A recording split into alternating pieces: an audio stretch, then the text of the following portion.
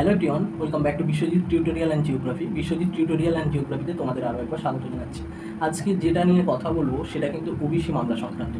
দেখো, আমরা প্রত্যেকেই জানি যে ওবিসি মামলার কতগুলো মামলা রয়েছিল, যেটা কলকাতা হাইকোর্ট এবং সুপ্রিম কোর্টের মধ্যে ছিল। সেই মামলাগুলোর একের পর এক শুনানি ছিল এবং সেই শুনানিগুলো একের পর এক পিছিয়ে যাচ্ছিল।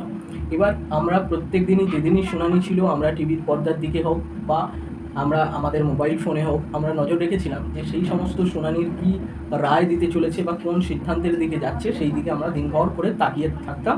আর সন্ধ্যেবেলা জানতে পারতাম যে আজকে শুনানি হলো না, পরিবর্তে ডেট এক্সটেন্ড করে দেওয়া হলো বা পরে শুনানির ডেট আবার পিছিয়ে দেওয়া হলো। এই রকম একটা পরিস্থিতিতে যেতে যেতে আমাদের মনের মধ্যে একটা কিন্তু বিরক্তি চলে আসছিল। এবার আজকে 16ই আগস্ট, গতকাল আমরা 15ই আগস্ট, মহান একটা দিন, স্বাধীনতা দিবস আমাদের দেশের। এই দিনে স্বাধীন হয়েছিল 15ই আগস্ট, সেই একটা মহান দিন আমরা পেরিয়ে আজকে 16ই আগস্ট। তো আজকে আমি তোমাদের জানাবো যে কলকাতা হাইকোর্টে কৌশিক চন্দ্র রায়ের যে সিদ্ধান্ত বা রায় ছিল ওবিসি মামলা সংক্রান্ত, যেখানে WBJEর মেরিট লিস্ট প্রকাশকে তিনি মেরিট লিস্ট প্রকাশ, যেটা রাজ্য ওই 140টা জনজাতি ওবিসি এ এবং ওবিসি বি এর ভাগ করে তারা কিন্তু মেরিট লিস্ট প্রকাশ করছিল। সেই মেরিট লিস্ট প্রকাশকে কিন্তু জাস্টিস কৌশিক চন্দ্র রায় কিন্তু সেটি মেনে নেয়নি।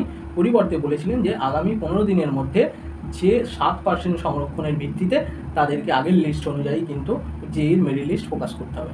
এবার সেই রায়কে চ্যালেঞ্জ জানিয়ে রাজ্য সরকার চলে গিয়েছিল সুপ্রিম কোর্টের কাছে।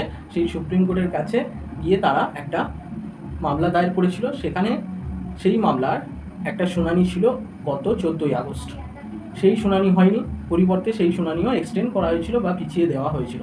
আরেকটা কি মামলা ছিল না, যেটা মেন মামলা ছিল 2024-এ, যখন কলকাতা হাইকোর্ট থেকে ওবিসি লিস্ট বাদ দিয়ে দেওয়া হয়, সেই ওবিসি তালিকা বাদ দেওয়া হয়। সেই ওবিসি তালিকা বাদ দেওয়ার পরিবর্তে তখনও রাজ্য সরকার সেই রায়কে চ্যালেঞ্জ জানিয়ে চলে গিয়েছিল সুপ্রিম কোর্টের কাছে এবং সুপ্রিম কোর্টে একাধিক শুনানির ডেট পরপর হয়েছিল।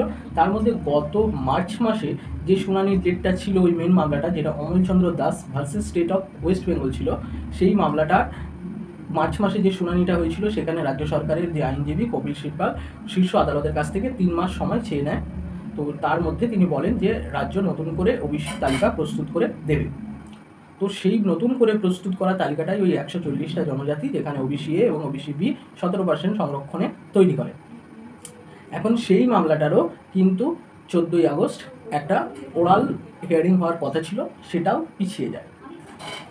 এবার এখন যেটা জানা যাচ্ছে অফিসিয়াল নোটিশ থেকে, অফিসিয়াল অর্ডার থেকে, না chief justice of India, supreme কোর্টের চিফ জাস্টিস অফ ইন্ডিয়া জানিয়েছেন, অফিসিয়াল অর্ডার দিয়েছেন যে আগামী 25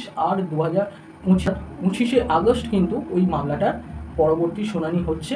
সেই শুনানিটায় কী হচ্ছে, কি সিদ্ধান্তের দিকে যাবে, কি শুনানির অর্ডার পাস হবে, শুনানিতে কি সিদ্ধান্ত হবে, সেটার দিকে আমরা কিন্তু নজর রাখব। এবার ওই 25/8/2025 যে শুনানি হবে, আর এই দিকে কলকাতা হাইকোর্টের যে জাস্টিস কৌশিক চন্দ্র রায় যে WBJEর মেরিট লিস্ট প্রকাশ করতে বলেছিল 7% সংরক্ষণ মেনে আগামী 15 দিনের মধ্যে, সেটা হয়তো 22 আগস্টের মধ্যে পড়ছিল, কিন্তু সেটাও পেরিয়ে যাবে। তৎক্ষণাৎ তো রাজ্য সরকার লিস্ট প্রকাশ করছে না, তাহলে সেইখানে আবার একটা সমস্যার সম্মুখীন হবে। তাহলে পরবর্তী কৌশিক চন্দ্র রায়ের বেঞ্চের যে শুনানি হবে, সেই বেঞ্চে কি শুনানি হতে পারে, আবার একটা অবমাননার মামলা হতে পারে, বা রাজ্য সরকারকে জিজ্ঞেস করতে পারে যে কেন তারা এখনও লিস্ট প্রকাশ করলনি, যেহেতু হাইকোর্টের বেঞ্চ, কৌশিক চন্দ্র রায়ের বেঞ্চ কিন্তু মুখ্য সচিবকে এটা অর্ডারটা জানিয়ে দিয়েছিল যে এইভাবে 7% সংরক্ষণের ভিত্তিতে কিন্তু মেরিট লিস্ট প্রকাশ করতে হবে।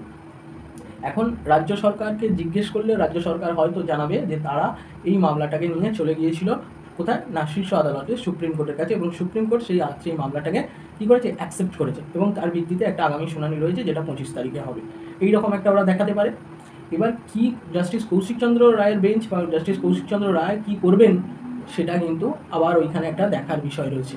তাহলে অবশ্যই আমরা নজর রাখবো ওই 25/8/2025 সুপ্রিম কোর্টের পরবর্তী শুনানিতে কী হতে চলেছে।